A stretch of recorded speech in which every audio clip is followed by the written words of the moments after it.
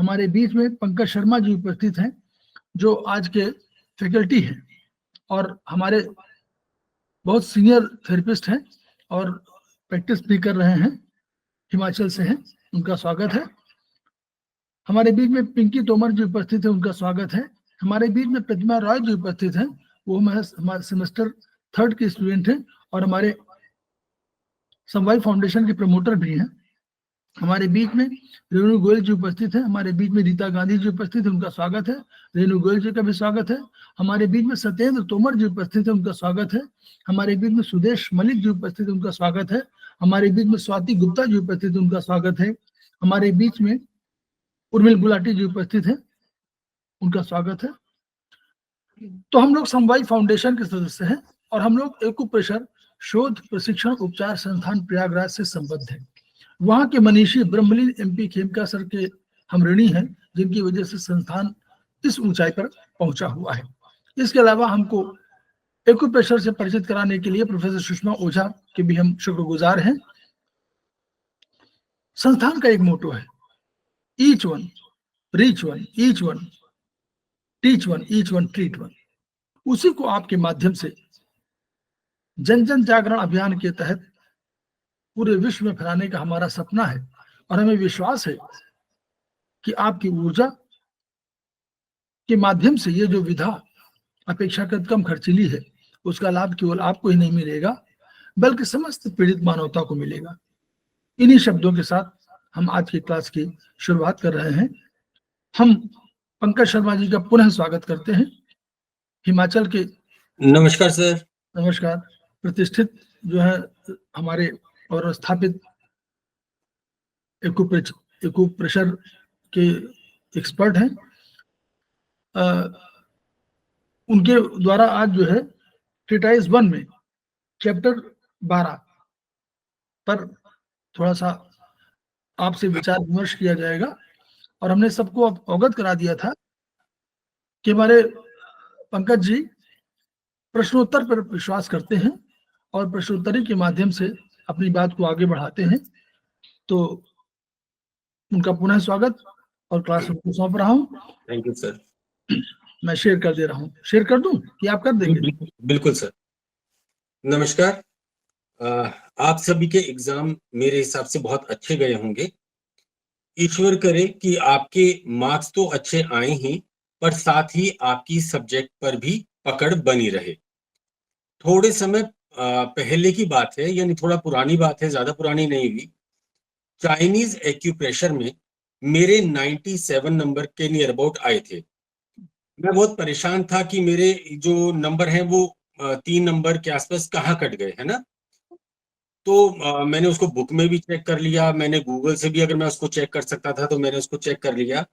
आखिर में परेशान होकर मैंने अरविंद सर को फोन किया था, मुझे याद है, कि सर ये बताइए कि कॉपी को रीचेक कराने का प्रोसेस क्या रहेगा।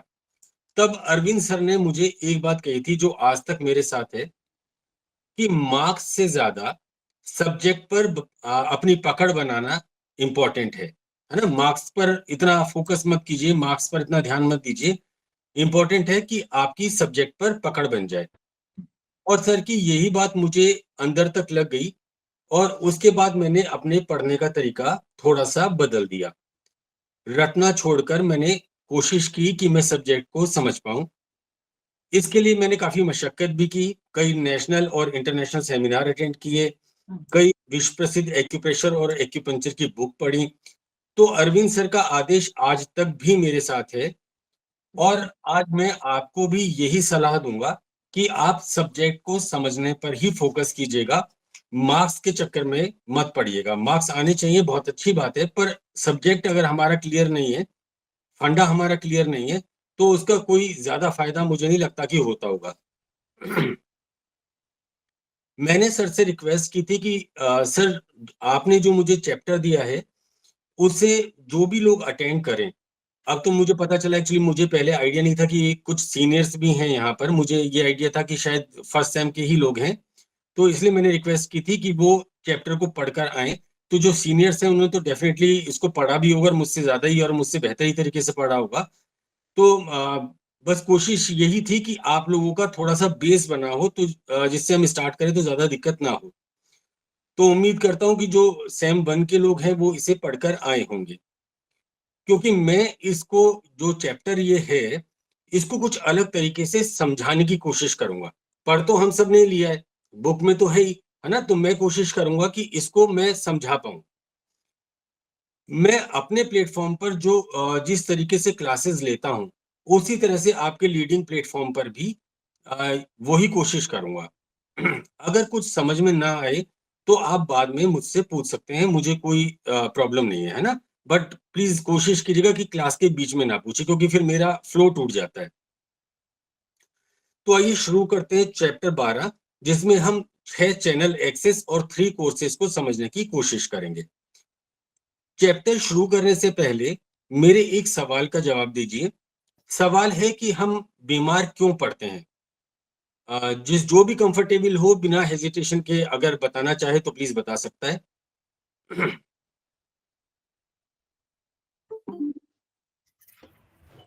सर, बीमार पड़ने के का रीजन ये हो सकता है कि मेरिडियन में कोई ऊर्जा बाधित हो रही है या कम हो रही है या ज्यादा हो रही है, तो एक्यूप्रेशर के हिसाब से हम बीमार पड़ जाते हैं। मैम बिल्कुल ठीक बोला आपने। कौन से सेम में हैं? सर, मैंने 4th सेमेस्टर कंप्लीट कर लिया है। हाँ, तो डेफिनेटली आपसे तो ये उम्मीद थी कि आप इतना अच्छा आंसर देंगे। Thank you so much. कोई और बोलना चाहेगा?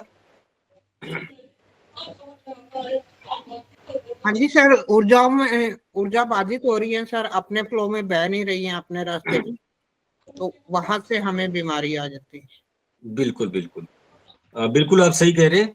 हमारे शरीर में ची जो है, यानी एनर्जी जो है, वो हमेशा एक बैलेंस तरीके से बहती रहती है। अब मैंने यहाँ पर एक पिक जी देखी, सर, मैं लेकिन हाँ जी, ऐसा है कि हमारे खान-पान, सोचने के ढंग, लाइफ स्टाइल, बैठने के ढंग, इन सब से हमारा डिस्टर्बेंस मतलब एनर्जी हो जाती है। तो वो कंट्रावेक्शन मतलब या स्टैग्नेशन, एक्सेस, डेफिशिएंट हो जाती है, वो बीमारी के कारण होते हैं। I think so. बिल्कुल मैम, बिल्कुल आप सही कह रहे हैं। अच्छा, एक और क्वेश्चन है मेरा, क्योंकि इसका तो आंसर सबने बहुत अच्छे से दिया, तो मैं दूसरी क्वेश्चन पूछने की हिम्मत कर रहा हूँ। जैसे मान लीजिए कि अगर किसी आदमी का वुड फेस चल रहा है, जैसा कि हम सभी जानते हैं कि वुड फेस 1 साल से 10 साल के बीच में चलता है। तो अगर किसी का वुड फेस चल रहा है, तो क्या वुड फेस में केवल वुड ही होता है? इसका कोई आंसर देना चाहेगा? एनर्जी तो जी, सर मैं बता तभी रही रहती हूँ। है पर जो मेन रहेगा वो वुड का सर इफेक्ट रहेगा। बिल्कुल बिल्कुल ठीक है, thank you so much, thank you. ऐसा है, गुड फेस जब चल रहा है, तो नेचुरल है, उस समय अगर हमारे अंदर ग्रेटिट्यूड नहीं है, तो थोड़े बहुत अप्स एंड डाउन्स आएंगे। अगर हम पॉजिटिव चीजों पर ध्यान देंगे, डाउन पर ध्यान नहीं देंगे, उसके लिए रास्ते निकालेंगे, तो हमारा प्रॉब्लम नहीं बढ़ेंगे, सॉल्व हो जाएंगे। हमें समाधान पर देखना चाहिए। हम नेगेटिव एक चीज है, उसी को चर्न करते रहते हैं, जी जी, उसको छोड़ देना है, तो गुड फेस गुड होता जाएगा। थोड़े अप्स एंड डाउन्स हमारे लिए बराबर जीरो के बराबर होंगे, दे विल जी। Not give trouble to us. देखिए सर, मैं एक स्क्रीन शेयर करूं जरा, आप अलाउ करें तो। बंद करें इसको। जी। देखिए, ये स्क्रीन आपको शेयर हो रही होगी। Yes sir. एक्चुअली ये मेरे हाथ के बने हुए नोट्स हैं, तो अगर थोड़ा सा राइटिंग वगैरह में दिक्कत हो तो प्लीज मुझे माफ कर दीजिएगा। ये वुड फेस चल रहा है ना। तो आप इसमें देख रहे हैं कि सबसे ज्यादा, यानी तकरीबन हाफ पार्ट में वुड है, और इसके अलावा बाकी के सारे फायर, अर्थ, मेटल और वाटर, बाकी के सारे एलिमेंट हैं, पर वो मौजूद तो हैं, पर डोमिनेंट कौन कर रहा है? वुड कर रहा है। क्लियर हो रहा है? जी सर। जी सर। Yes sir. अब मैं आपको दूसरी पिक्चर दिखाता हूँ, जिसके कारण मतलब हम लोग ये कह सकते हैं कि हम बीमार क्यों पड़ते हैं। ये दूसरी पिक्चर में देखिए, मेटल फेस चल रहा है, ठीक है जी। पर इसमें आप देख रहे हैं कि मेटल डोमिनेट कर रहा है, इसमें कोई दो राय नहीं कि मेटल डोमिनेट कर रहा है, पर फायर भी बहुत ज्यादा है, जबकि फायर को इतना नहीं होना चाहिए था। वाटर, वुड, अर्थ आप देख रहे हैं अपनी लिमिट में है, पर फायर अपनी लिमिट खो चुका है ना। दिख रहा है? समझ में आ रहा है? जी सर। जी जी। सर। तो अगर मेटल फेज में फायर इतना ज्यादा हो गया है तो इसका मतलब क्या होगा? इसका मतलब ये होगा कि हम लोग बीमार पड़ जाएंगे। ठीक है जी? जी हेलो। सर। हाँ सर। यानी जो फेज चल रहा है वो तो लीडिंग होता है, ज्यादा होता है, पर बाकी के एलिमेंट भी थोड़े थोड़े होते हैं।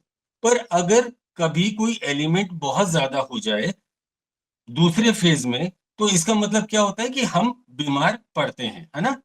ठीक है। इसी प्रकार कोई और भी इम्बैलेंस अगर होता है तो हमें वो शारीरिक या मानसिक रूप से बीमार कर देता है।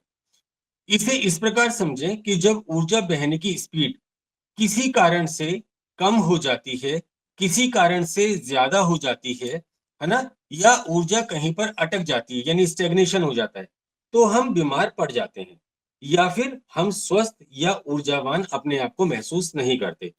अब इस चैप्टर में मैंने आपको ये सारी कहानी क्यों समझाई थी? ये कहानी मैं इसलिए बीच में लेके आया क्योंकि इस चैप्टर में बस जो भी है वो यही है कि यही चीज समझाई गई है कि अगर आपके शरीर की एनर्जी या ची इसका बैलेंस बिगड़ जाए तो उसे हमें किस प्रकार से बैलेंस में लेकर आना है। बस इसके अलावा इस चैप्टर में ऐसा कुछ नहीं है। ठीक है। अब मैं एक नई पिक थी लेकिन कोई बात नहीं, मैं उसको शेयर नहीं कर रहा हूँ। सर कर ही रहे हैं, है ना? अच्छा मैं कर दूं सर? कर दीजिए। जी। अब आप ये देखिए, इस पिक में हम ह्यूमन बॉडी का फ्रंट पार्ट दिखा रहे हैं, है ना? ठीक है, नजर आ रहा है? Yes sir. जी सर। Yes sir.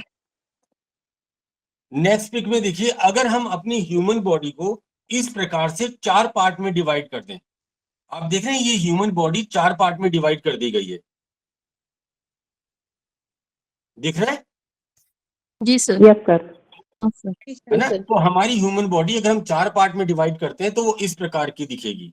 अब इस पिक को देखिए और ये समझने की कोशिश कीजिए कि अगर हमारे अपर पार्ट में एक और एनर्जी प्लस प्लस हो जाए यानी ज्यादा हो जाए और दूसरी और एनर्जी माइनस माइनस हो जाए यानी कि कम हो जाए, तो क्या होगा?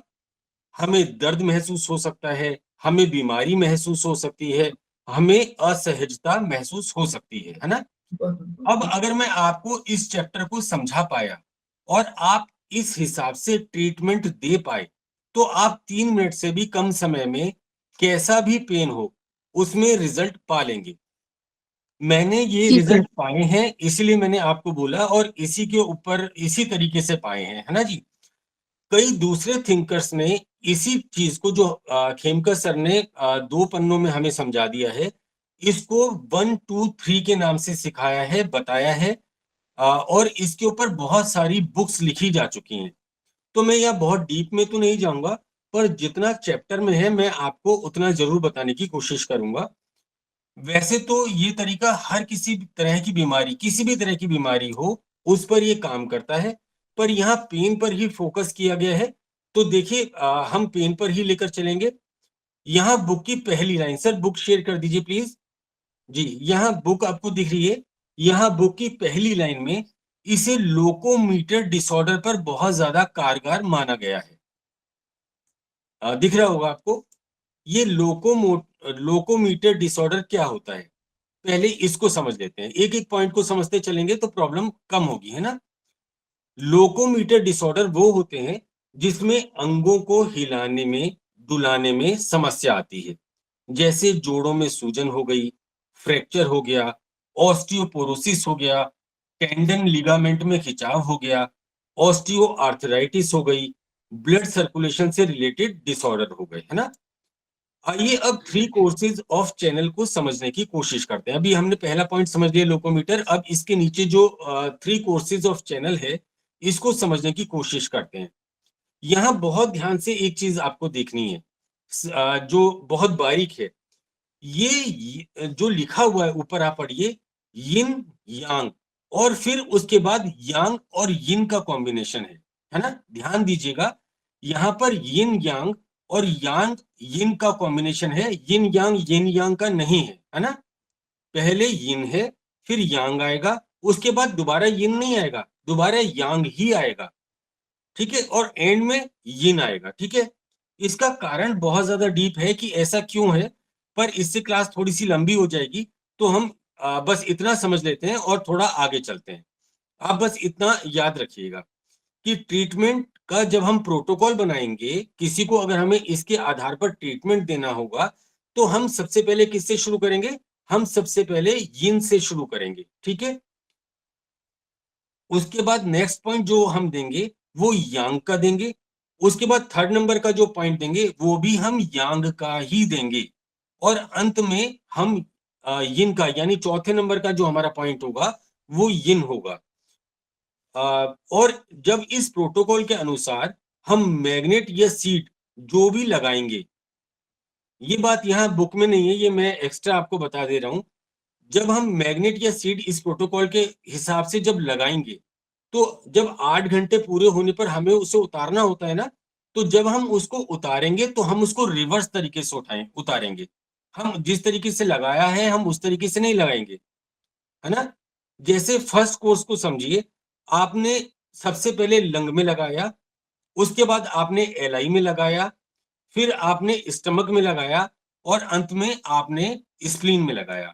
ठीक है, जब 8 घंटे बाद हम इसको हटाएंगे, तो सबसे पहले हम स्प्लीन का पॉइंट हटाएंगे, फिर स्टमक का पॉइंट हटाएंगे, फिर एलआई का पॉइंट हटाएंगे, और सबसे अंत में हम लंग के पॉइंट को हटाएंगे।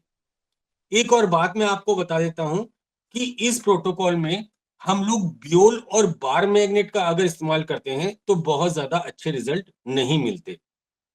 ठीक है, इसमें हमें बहुत ज्यादा ब्यूल और बार मैग्नेट को यूज करने की जरूरत नहीं है। ये प्रोटोकॉल अपने आप में इतना ताकतवर है, इतना मजबूत है कि आपको अलग से कोई टोनिफिकेशन सेडेशन करने की जरूरत ही नहीं पड़ती। खैर, हम फर्स्ट कोर्स को समझ रहे हैं। फर्स्ट कोर्स में है LU, LI, स्टमक, स्प्लीन। अब आप इसको, मैं थोड़ा सा समझा रहा हूं, हो सकता है आपको थोड़ा सा कंफ्यूजन हो, लेकिन मैं थोड़ा सा ज्यादा क्लियर करने की कोशिश कर रहा हूं। कहीं कोई दिक्कत हो तो आप प्लीज बताइएगा, है ना। फर्स्ट कोर्स में आप देख रहे हैं LU, LI, स्टमक और स्प्लीन। अब आप क्या कीजिए, अपनी बुक में, आपके पास जो बुक है उससे 24 और 25 नंबर का पेज निकालिए और उस पर आ जाइए। देखिए लंग का टाइम क्या है, जैसा अभी सर ने बताया कि 3 से 5 सुबह का, है ना। LI का टाइम 5 से 7, इसी तरह से स्टमक 7 से 9, और स्प्लीन 9 से 11। तो इससे आप कुछ समझ रहे हैं? कुछ इन दोनों चीजों का क्या कनेक्शन है, आप बताना चाहेंगे कोई? सर ऑर्गन क्लॉक के हिसाब से ये दिया गया है, जो बिल्कुल सीक्वेंस दिया ऑर्गन गया क्लॉक है में है वही फॉलो किया गया है जी। यानी ये जो चारों मेरिडियन हैं ये बैक टू बैक हैं। एक खत्म हुई और दूसरी शुरू हुई, दूसरी खत्म हुई और तीसरी शुरू हुई, तीसरी खत्म हुई तो चौथी शुरू हुई। एक और बात आपने नोटिस की होगी कि एक्यूप्रेशर में जो ये 4-4 के 3 सेट हैं, है ना, ये देख रहे हैं आप 4-4 के 3 सेट हैं, ये एक साथ क्यों रखे हैं? सर ये अकॉर्डिंग टू टाइम 3 आप से 5 है और प्रोफेसर 3 से 5 है। यूरिनरी ब्लैडर का भी 3 से 5 है और लंग्स का भी 3 से 5 है, तो दोनों को इसीलिए लिया गया है। ठीक है, तो इसको थोड़ा सा मैं भी बता देता हूं। ध्यान दीजिए, ये साइकिल AM से AM में, यानी मॉर्निंग से शुरू होकर और मॉर्निंग पर ही खत्म हुई। दोपहर का कोई भी टाइम इसमें नहीं है, इसलिए हम इसको एक और नाम से भी पुकारते हैं और इसको कहते हैं मॉर्निंग क्लॉक साइकिल। ठीक है, बिल्कुल इसी तरह सेकंड कोर्स में भी आप देखेंगे, हार्ट 11 से 1 बजे, SI 1 से 3 बजे तक, UB 3 से 5 बजे तक, और किडनी 5 से 7 बजे तक है, यानी ये भी बैक टू बैक है। तो इसमें इसे हमने आफ्टरनून क्लॉक साइकिल माना। अब हो सकता है कुछ लोग ये बोले कि 7 बजे का टाइम है तो ये आफ्टरनून तो नहीं हुआ, है ना। तो देखिए एक्यूप्रेशर की घड़ी जो है वो हमारी घड़ी से थोड़ा सा अलग चलती है। एक्यूप्रेशर का मुर्गा आप सबने पढ़ा होगा कि एक्यूप्रेशर का जो मुर्गा होता है वो 3 बजे ही बांग दे देता है, सबको जगा देता है ना। जबकि हम लोग तो आजकल 8 बजे भी करवटें बदलते रहते हैं। तो लास्ट में PC 7 बजे से 9 बजे तक, ट्रिपल वार्मर 9 बजे से 11 बजे तक, गॉल ब्लैडर 11 बजे से 1 बजे तक, और लीवर 1 से 3 बजे तक, है ना। ये भी बैक टू बैक है। इसे आप कुछ जगह पर इवनिंग क्लॉक साइकिल या कुछ बुक्स में नाइट क्लॉक साइकिल के नाम से पढ़ेंगे। तो अब आपके पास 3 साइकिल हो गई।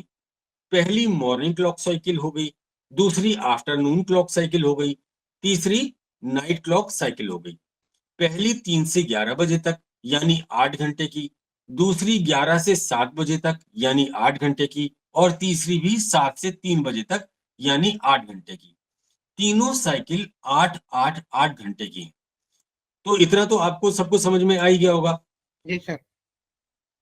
अब ये तो आप जान गए, पर देखिए जैसे मैं एक एग्जांपल देता हूँ।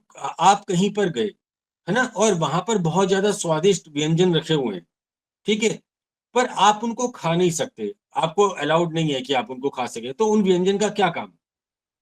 उन व्यंजन का कोई भी लाभ नहीं है ना।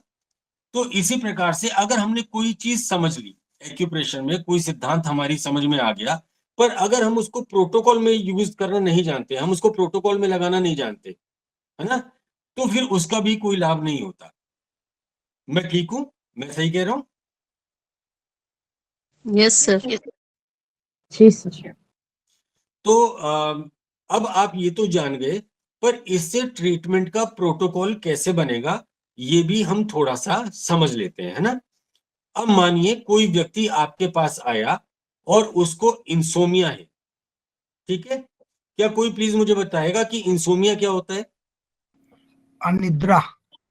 अनिद्रा, थैंक यू। नींद। नींद ना आना। नींद ना आना, जी। अब देखिए इंसोमिया, आपने बताया कि इंसोमिया का मतलब होता है नींद ना आना, और नींद तो रात को ही आती है ना। वो बात अलग है, कुछ लोग दोपहर में सोने के हैबिचुअल होते हैं, दोपहर में सो जाते हैं, पर कायदे से जो हम लोग इंसोमिया शब्द का इस्तेमाल करते हैं या जो हम नींद के लिए इस्तेमाल करते हैं वो रात की नींद के लिए इस्तेमाल करते हैं। मैं सही हूं? जी सर। जी सर। यस। ठीक है ना। तो रात में ही नींद आती है। तो अगर किसी ने आपसे कहा कि उसे इंसोमिया है, तो आप छूटते ही क्या समझ जाएंगे? आप एकदम समझ जाएंगे कि इसकी नाइट साइकिल गड़बड़ है ना। जी। इसकी नाइट साइकिल गड़बड़ है। अब आप क्या करेंगे? अब आप जो हमने अभी नाइट साइकिल पढ़ी थी, थर्ड चैनल जो पढ़ा था, पीसी, ट्रिपल वर्मर, गॉल ब्लैडर और लीवर, जी। इन सब पर आप अगर ट्रीटमेंट दे देंगे तो उसकी ये प्रॉब्लम दूर हो जाएगी और उसको नींद आने लगेगी। तो आपको ये समझ में आ गया कि ये हमें प्रोटोकॉल में कैसे यूज करना है? जी। ठीक है। Yes sir. Yes, sir. अब मैं आपसे एक सवाल पूछ लेता हूँ, क्योंकि आप लोगों ने बोला जी सर, तो मैं आगे एक सवाल पूछने की हिम्मत कर लेता हूँ। अब मान लीजिए कोई व्यक्ति आपसे टकराए जो आपको ये बताए कि वो रात को भरपूर नींद लेता है, पर सुबह जब सोकर उठता है तो वो तरोताजा या एनर्जेटिक या फ्रेश फील नहीं करता। तो आप बताइए कि उसको हम किस प्रकार से ट्रीटमेंट दे सकते हैं इस तरीके से, इस सिद्धांत के अकॉर्डिंग। लंग्स लार्ज प्लेन वाले पे देंगे सर। जी, और बताइए, कोई बताना चाहेगा? मॉर्निंग ट्रीटमेंट देंगे सर। साइकिल पर। मॉर्निंग साइकिल पर ट्रीटमेंट देंगे। बिल्कुल। ध्यान दिया, आप सभी ने ध्यान दिया, उसके लिए धन्यवाद। कि उसने जो लाइन बोली उसमें उसने ये बोला कि रात को उसने भरपूर नींद ली। इसका मतलब ये हुआ उसकी नींद डिस्टर्ब नहीं हुई, है ना। तो जी। इसका मतलब ये हुआ कि उसकी नाइट साइकिल जो है वो तो बिल्कुल ठीक है। दिक्कत कहाँ है? दिक्कत उसकी मॉर्निंग साइकिल में है, क्योंकि वो सुबह उठा तो उसने फ्रेश फील नहीं किया। तो अब हम क्या करेंगे? LU, LI, स्टमक और स्प्लीन, इसके पॉइंट दे देंगे, तो क्या होगा? प्रॉब्लम सॉल्व हो जाएगी। जी। इससे आगे भी बहुत कुछ है समझाने के लिए, हम इससे आगे भी बहुत ज्यादा जा सकते हैं, पर ये फिर चैप्टर से अलग हो जाता है ना। तो हम वापस चैप्टर पे ही आएंगे, हम इससे ज्यादा आगे नहीं जाएंगे। अब आपको 3 कोर्सेज क्लियर हो गया, है ना? बिल्कुल क्लियर हो गया ना? कोई डाउट तो नहीं है? नो सर, कोई डाउट नहीं है। नहीं नहीं सर। ठीक है। अब हम इससे आगे चलते हैं और हम 3 यीन और 3 यान एक्सिस को समझते हैं। मैं उम्मीद करता हूं आपको समझ में भी आ रहा होगा और थोड़ा बहुत मजा भी आ रहा होगा। ऐसा अगर नहीं है तो फिर मुझे भी मजा नहीं आएगा अगर आप लोगों को। सर एक बात पूछनी थी। बहुत अच्छे से समझा रहे हैं sir. Thank you so much. Sir एक बात पूछनी थी, एक पैरासिम्पथेटिक और सिंथेटिक, इसको एक नॉर्मल भाषा में, देसी भाषा में क्या बोलते हैं? डिटेल में नहीं जाना है, खाली सर देखिए क्यों? मैंने भी इनको पैरासिम्पैथेटिक और सिंपैथेटिक ही पढ़ा। नॉर्मल भाषा में क्या बोलते हैं तो अरविंद सर बताएंगे, क्योंकि हम लोग नॉर्मल भाषा में बोलते नहीं है, हम तो इसको उसी लैंग्वेज में बोलते हैं। नहीं मतलब उसको मीनिंग मतलब क्या, क्यों उसको पैरासिम्पथेटिक कहते हैं, उसको देखिए सिंथेटिक मैं कहते हैं? समझाता हूँ, आपका क्वेश्चन वैसे इस क्लास से बहुत ज्यादा अलग है ना, तो इस क्लास के हिसाब से तो मुझे नहीं बताना चाहिए, पर क्योंकि आपका क्वेश्चन है और मेरा काम है आंसर देना। हमारी जो स्पाइनल कॉर्ड है ना सर, हमारी स्पाइनल कॉर्ड जो है, हमारी स्पाइनल कॉर्ड से कई तरह की नर्व्स निकलते हैं, ठीक है। तो ये जो नर्व्स निकलते हैं इनको हम दो पार्ट में डिवाइड करते हैं, एक पैरासिम्पैथेटिक नर्व, एक सिंपैथेटिक नर्व, ठीक है। कुछ काम ऐसे होते हैं जो ऑटोमेटिक होते हैं, जैसे हमारा हार्ट बीट करता है, हम सांस लेते हैं, है ना सॉरी, ठीक है। और कुछ काम ऐसे होते हैं जो हम अपनी इच्छा से करते हैं, तो इस हिसाब से इन नर्व्स को बांटा गया है, ठीक है। बाकी जब अगर सर मुझे आदेश करेंगे पैरासिम्पैथेटिक और सिंपैथेटिक नर्व की, तो मैं बहुत डिटेल में इसकी क्लास ले लूंगा, उसमें कोई दिक्कत नहीं। पर अभी क्योंकि फिर मेरा टॉपिक भटक जाएगा अगर हम इसमें ज्यादा जाएंगे। बट आप ये मान लीजिए ये स्पाइनल कॉर्ड से निकलती है सारी नर्व्स, C7 से निकलनी शुरू होगी। हमारा स्पाइनल कॉर्ड जो है C7 से आप समझ रहे स्टार्ट हुआ होता है। C7 क्लियर है आपको कहाँ पर होता है? हाँ सर, यहाँ सर्वाइकल का लास्ट पॉइंट। बिल्कुल बिल्कुल, हम अपनी गर्दन में जब बात चली तो थोड़ा समझा दूं, मेरे अंदर भी थोड़ी सी परेशानी है, मैं ज्यादा समझाता हूँ। हम अपनी गर्दन को झुकाते हैं, गर्दन को झुकाते हैं जहां पर गर्दन का एंड होता है, गर्दन का जहां पर एंड होता है वहां पर एक उभरा हुआ पार्ट मिलता है, ठीक है। GV12 आता है यहीं सर पर वहां पे। पीठ स्टार्ट होती है। बराबर। हाँ एक सेकेंड सर, मैं यहाँ से स्टार्ट होती है, यहाँ पर दो वर्टिब्रा है वो मिलती हैं। पहली होती है C7, दूसरी होती है T1, ठीक है। C7 और T1 का जो जॉइंट है ना, ठीक है, वहीं पर हमारा गवर्निंग वेसल 14 होता है, ठीक है। वहां से आप मान के चलिए, वहां से सिंपैथेटिक नर्व और पैरासिम्पैथेटिक नर्व स्टार्ट होती है। Yes sir. अब देखिए यहाँ पर लिखा है ताई यिन। ताई शब्द जो है वो एक चीनी शब्द है, ठीक है, जिसका अर्थ होता है ग्रेटर या मैक्सिमम, है ना। तो इसका मतलब हुआ, अगर हम अपनी भाषा में समझे ताइयिन को, कि ताइयिन का मतलब क्या होता है, तो इसका मतलब होता है ग्रेटर यिन या मैक्सिमम यिन, है ना। यानी वो मेरिडियन जिसमें सबसे ज्यादा यिन होता है, और वो होती है स्प्लीन और लंग। ताइयिन क्या करती है? ताइयिन हमारी बॉडी को नरिशमेंट देता है, हमारी बॉडी में जो डैम्पनेस आ जाता है उसको मैनेज करता है।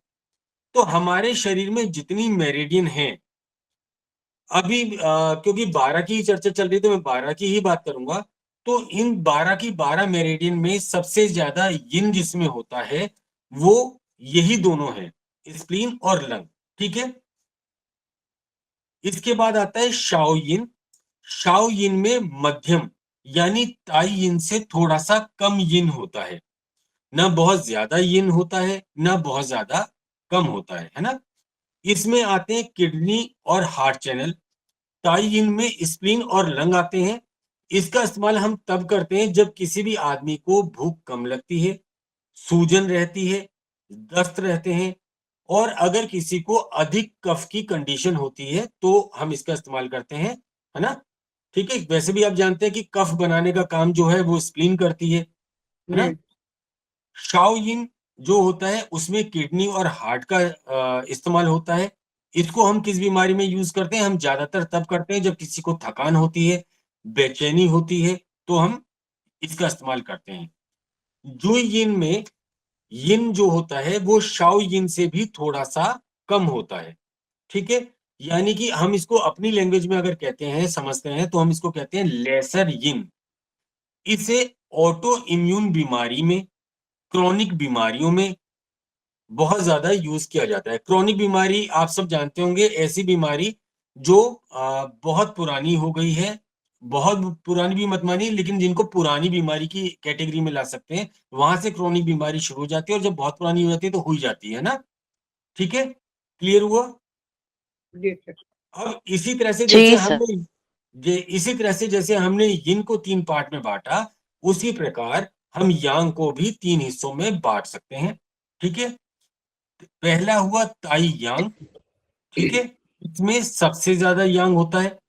वैसे भी आप जानते हैं कि बैक साइड ऑफ बॉडी जो है, हमारी जो बैक साइड ऑफ बॉडी होती है, उसमें सबसे ज्यादा यांग होता है। इसमें यूबी और एसआई आते हैं, है ना, और दोनों ही बैक साइड की मेरिडियन है। अब आप लोगों से, क्योंकि मेरे को भी थोड़ा सा इंटरेस्ट आ रहा है, यहाँ काफी 4th सेमेस्टर के और शायद 5th और 6th सेमेस्टर के भी लोग हैं, तो मजा तो आएगा ही। मेरे को भी कुछ सीखने को आप लोगों से मिल ही रहा है। तो मेरा एक सवाल है कि हमने बैक साइड की मेरिडियन में यूबी और एसआई को लिया, है ना, जैसे मैंने अभी आपको बताया। तो यूबी तो माना हमने कि पीठ से जाती है, तो वो बैक की मेरिडियन है ही, है ना, पर एसआई तो हाथ से जाती है, तो वो फिर किस प्रकार से हम उसको बैक की मेरिडियन कहेंगे?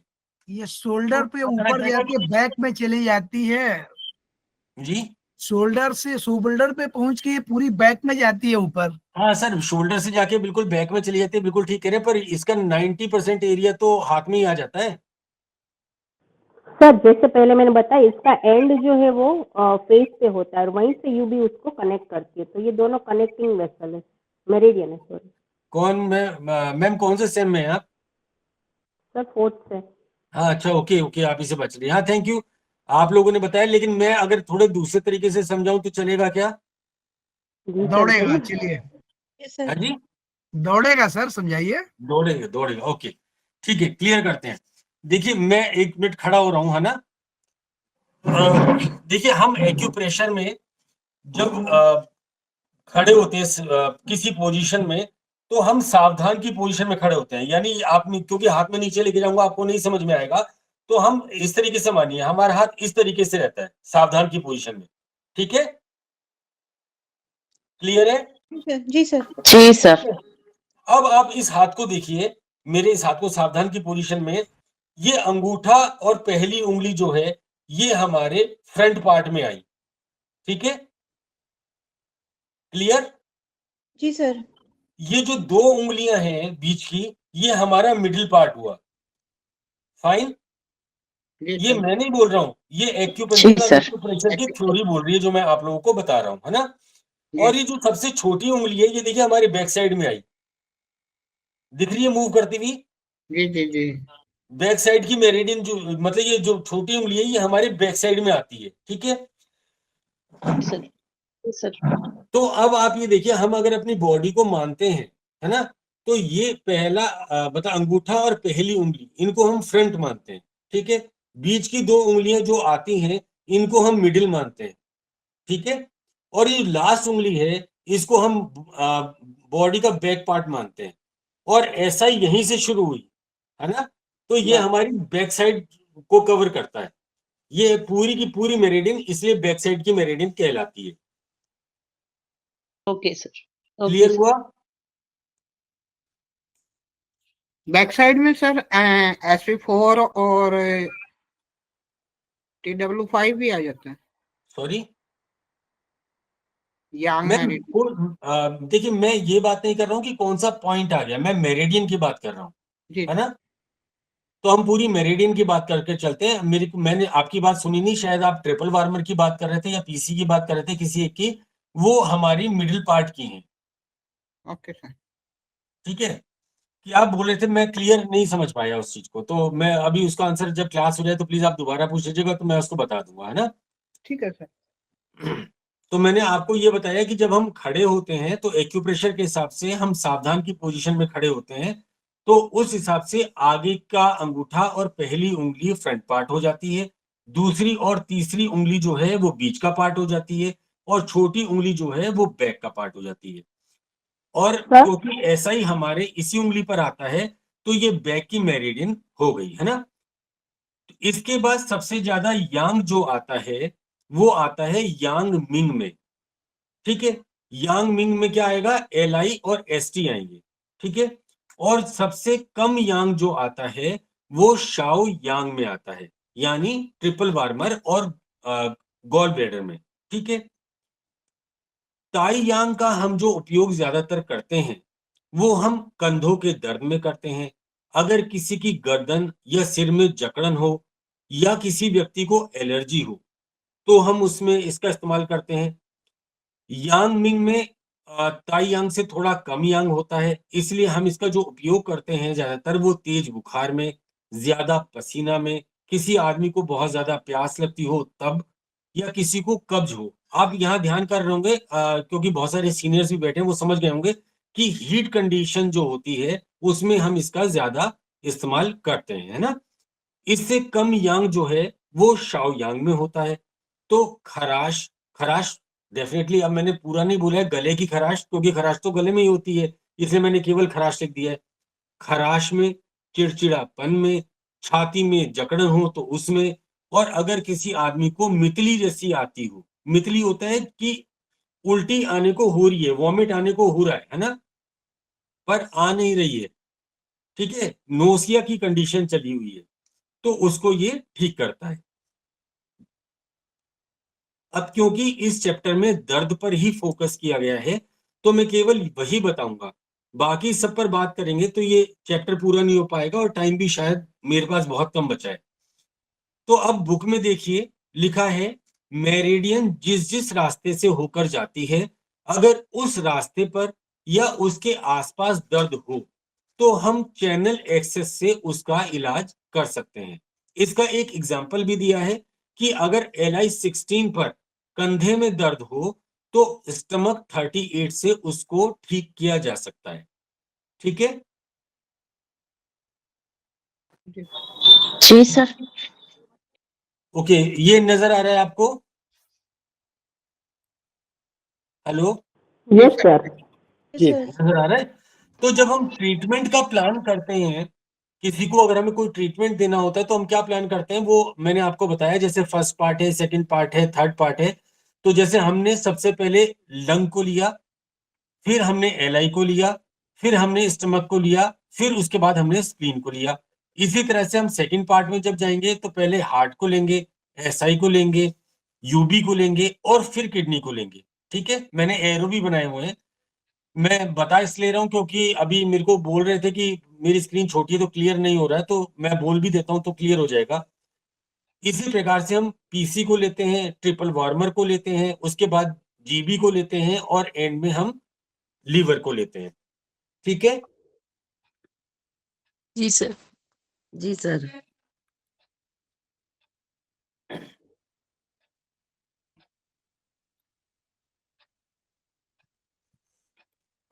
अब सर्वाइकल की बात करते हैं ना, क्योंकि यहाँ सर्वाइकल दिया हुआ है, तो हम सर्वाइकल की बात करते हैं।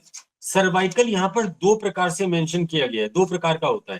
पहला सर्वाइकल है यस टाइप और दूसरा सर्वाइकल है नो टाइप। अब यस टाइप स्क्रीन कोई भी विजुअल नहीं है क्या? पहला सर्वाइकल हुआ यस टाइप का, जिसमें जैसे हम हाँ करते हैं, हाँ, आप हाँ कर रहे हैं ना, ये जो हाँ करने का पोस्चर है इसको हम कहते हैं यस टाइप। और जैसे आप ना कर रहे हैं, ना, इस पोस्चर को हम कहते हैं नो टाइप, ठीक है। मान लीजिए मैं एक आपको कल्पना करने के लिए देता हूं, मान लीजिए आप किसी से फोन पर बहुत ही इंपॉर्टेंट बात कर रहे हैं, मान लीजिए आपके बॉस से बात चल रही है, किसी ऐसे आदमी से बात चल रही है कि आप बीच में उनकी बात काट नहीं सकते या रोक नहीं सकते, है ना, आप बहुत जरूरी बात कर रहे हैं। और आपकी वाइफ अगर आपसे आकर पूछे कि चाय पियेंगे क्या, तो आप क्या करेंगे, आप मुंह से तो ऐसे करके जवाब देंगे, है ना। तो ये हुआ यस टाइप का, यस टाइप का सर्वाइकल पेन, जो हम इस तरह का मूवमेंट करते हैं और हमें पेन होता है, तो ये यस टाइप का सर्वाइकल पेन हुआ, है ना। और अब दूसरी कल्पना कीजिए कि अगर मान लीजिए आप किसी से फोन पर बहुत जरूरी बात कर रहे हैं, आप जवाब नहीं दे सकते और आपकी वाइफ आकर बोले, वो कहे कि आज करेले की सब्जी बना दूं क्या, तो आप क्या करेंगे, आप ऐसे करेंगे ना। हेलो, जी जी सर। जी सर। हाँ सर। आवाज आ रही जी है जी ना? सर, यस यस हाँ, तो यस आप, सर। हाँ, तो आप अगर वो बोलते हैं कि करेले की सब्जी बना दूं तो आप ऐसे ही तो करेंगे, जी सर, करेंगे हाँ ना। जी करेंगे। अच्छा, कुछ लोग हाँ भी करेंगे, चलिए तो ठीक है, कोई बात नहीं। ये मैंने समझाने के लिए एग्जांपल दिया था ताकि इजीली समझ में आ जाए। ये सब चीजें ना, पता है क्या, एग्जांपल के साथ अगर हम करते हैं ना तो बहुत जल्दी रिमाइंड हो जाती हैं। कोई ऐसा पेशेंट आता है ना, जी तो सर। बस इसी तरह की पोजीशन को हम नो टाइप का सर्वाइकल पेन कहते हैं। अब सर्वाइकल में यस टाइप के पेन को हम क्या कहेंगे, ताई यांग। क्योंकि ताई यांग में एस आई और यूबी आते हैं और दोनों ही बैक के मेरिडियन हैं। ठीक है, इसमें जब हम ऐसा मूवमेंट करते हैं तो हमारी बैक मसल जो है उन पर स्ट्रेस पड़ता है, तो इस कारण वहां पर पेन होता है। और नो टाइप का जो होता है वो शाओ यांग में आएगा, क्योंकि इसमें ट्रिपल वार्मर और जीबी आते हैं। और ट्रिपल वार्मर और जीबी जो है, ये दोनों गॉल ब्लैडर और ट्रिपल वार्मर, ये हमारे इसी पार्ट में ट्रेवल करते हैं, है ना। ठीक है, तो इसीलिए ये जब इस मसल में हमें पेन पड़ता है तो हम उसको नो टाइप का बोलते हैं। वैसे मैं आपको बता दूं, जैसे यहाँ पर पूरा, तो वैसे तो पूरा प्रोटोकॉल दिया हुआ है, इसमें आप पूरा प्रोटोकॉल लगाएंगे तो बहुत ज्यादा अच्छी बात है। पर जैसे बीच बीच में अपने एक्सपीरियंस भी शेयर कर देने चाहिए। तो जैसे कुछ पेशेंट अगर मेरे पास भी आए थे यहाँ पर सर्वाइकल पेन के, और यस टाइप का ही उनको पेन था, तो मैंने केवल 2 पॉइंट लिए थे। यहाँ मेंशन है इस बुक में SI3 और एक शायद नहीं मेंशन है, SI4। अगर आप SI3 और SI4 केवल ये 2 पॉइंट ही लगा देते हैं तो आप ये मानिए कि 70% लोगों को 5 मिनट के अंदर ही आराम आ जाता है। सर्वाइकल में 5 मिनट के अंदर, बहुत ज्यादा देर नहीं लगती है इसमें। यहाँ पूरा प्रोटोकॉल है, हम पूरा प्रोटोकॉल ही लगाएंगे, उससे बहुत अच्छी बात होगी। देखिए प्रोटोकॉल क्या होता है, जैसे पुराने जमाने में आपने देखा होगा कि अगर एक राजा दूसरे राजा के किले पर अटैक करता था तो उसको चारों तरफ से घेर लेता था, है ना, ताकि उसकी रसद या कोई भी दूसरी चीज जो उसको हेल्प कर सके वो उसको ना मिल पाए। ठीक है, इसी प्रकार से हम लोग भी जब किसी बीमारी को घेरते हैं, प्रोटोकॉल बनाते हैं, तो उसको चारों तरफ से घेर लेते हैं, उसको चारों तरफ से, कि वो बचकर किसी भी रास्ते से निकलने ना पाए। तो इसके लिए हम क्या करते हैं, हम डिजिटल पॉइंट को लेते हैं, हम लोकल पॉइंट को लेते हैं, हम लियो सॉक्सी पॉइंट को लेते हैं, है ना, और बीमारी को चारों तरफ से घेर लेते हैं कि अब वो बच के जाने ना पाए। यहाँ यांग मेरिडियन का मास्टर पॉइंट GV20 भी लिया गया है ना। अब देखिए एक्यूप्रेशर के अनुसार जब भी एनर्जी स्टक होगी, एनर्जी रास्ते में कहीं भी अटक जाएगी, तो हमें पेन होगा। जैसे कि कई जगह मैंने पढ़ा भी है और कई जगह ऐसा है भी कि अगर आपको कहीं चोट लगती है, भगवान ना करे, भगवान बिल्कुल ना करे कि आपको कभी भी चोट लगे, पर अगर मान लीजिए, एक एग्जांपल के तौर पे बोल रहा हूं इसलिए बुरा मत मानिएगा, अगर किसी को चोट लगती है, आप हटा दिया मैंने शब्द, अगर किसी को चोट लगती है और एनर्जी स्टक नहीं होती, है ना, तो आपको पेन नहीं होगा चोट लगने के बाद भी। बहुत सारे होते हैं ना कि हम गिर जाते हैं और उठ जाते हैं कि अरे यार चलो कुछ नहीं हुआ। पेन कब होगा, पेन केवल तब होगा जब वहां पर हमें हमारी एनर्जी स्टक हो जाएगी। ठीक है, एनर्जी जब रुक जाएगी तभी हमें केवल पेन होगा। अब एनर्जी स्टक हो गई है, रुक गई है, हमें पेन हो रहा है, तो इसको कैसे खोलेंगे। जैसे आपने देखा कि कभी कोई कार अगर खराब हो जाती है रास्ते में तो क्या होता है कि एक आदमी तो ड्राइविंग सीट पे बैठ जाता है और बाकी के लोग उसको धक्का देकर स्टार्ट करते हैं। ऐसे ही होता है ना, धक्का देके उसको स्टार्ट करने की कोशिश करते हैं। तो यही काम हम भी एक्यूप्रेशर से करते हैं। और किस पॉइंट से करते हैं, हम एक्यूप्रेशर का पॉइंट है LI4। LI4 क्या करता है, LI4 पूरी बॉडी में एनर्जी का फ्लो बहुत तेजी से बढ़ा देता है। एनर्जी मान लीजिए इस तरीके से चल रही है तो उसकी स्पीड, उसका फ्लो बहुत तेजी से बढ़ा देता है। तो फ्लो अगर तेज होगा तो जहां पर एनर्जी रुकी हुई है उसे पीछे से जो तेजी से एनर्जी आ रही है वो धक्का मार के आगे बढ़ा देगी। तो क्या होगा कि रास्ता खुल जाएगा, है ना। अब यहाँ पर GV14 के बारे में बताया, जैसा भी सर ने पूछा भी था, हम GV14 की बात कर रहे थे कि C7 और T1 के बीच में, C7 और T1 दो हड्डियां हैं, इनके बीच में जो डिप्रेशन होता है उस डिप्रेशन में GV14 होता है ना, ये इसे यहाँ पर मेंशन किया गया है और एक लोकल पॉइंट बताया गया है ना। इसको भी हम ले लेते हैं क्योंकि गर्दन के दर्द में बहुत ज्यादा काम करता है। पर ये भी यहाँ पर तो लोकल पॉइंट है, पर अगर देखा जाए तो ये भी बहुत ज्यादा इंपॉर्टेंट पॉइंट है, क्योंकि इस पॉइंट से होकर हमारे शरीर की जितनी भी यांग मेरिडियन हैं, हमारे शरीर में 6 यांग मेरिडियन होती हैं और 6 की 6 यांग मेरिडियन GV14 से होकर गुजरती हैं। तो अगर आप केवल GV14 को स्टिमुलेट करते हैं तो इसका मतलब ये है कि हमारे शरीर की जितनी भी यांग मेरिडियन हैं वो सभी की सभी एक साथ स्टिमुलेट हो जाती हैं, है ना। ठीक है, मेरा टाइम हो गया। मैं सर से डांट नहीं खाऊंगा आज तो मैं अपनी क्लास छोड़ रहा हूं। तो जिनका नेक्स्ट दायित्व है क्लास संभालने का, तो प्लीज वो आ जाइए। क्लास में कोई किसी भी प्रकार की प्रॉब्लम तो नहीं लगी आप लोगों को? कुछ ऐसा पॉइंट रहा हो जो नहीं समझ में आया हो? नहीं सर, काफी अच्छा नहीं समझाया। सर, क्लियर बहुत नहीं बढ़िया, सर, बहुत अच्छा बढ़िया था। समझाया। थैंक यू अभी सर। देखिए अच्छा सर ने सर। मुझे एक और सर ने Thank you, मुझे sir. जी ठीक है जी, thank you so much. Thank you, आप सब लोग ने ज्वाइन किया। कोई भी Thank प्रॉब्लम you, है तो sir. प्लीज मुझे पूछ सकते हैं। थैंक यू अच्छा सर। लगा sir. Thank you. Thank you sir.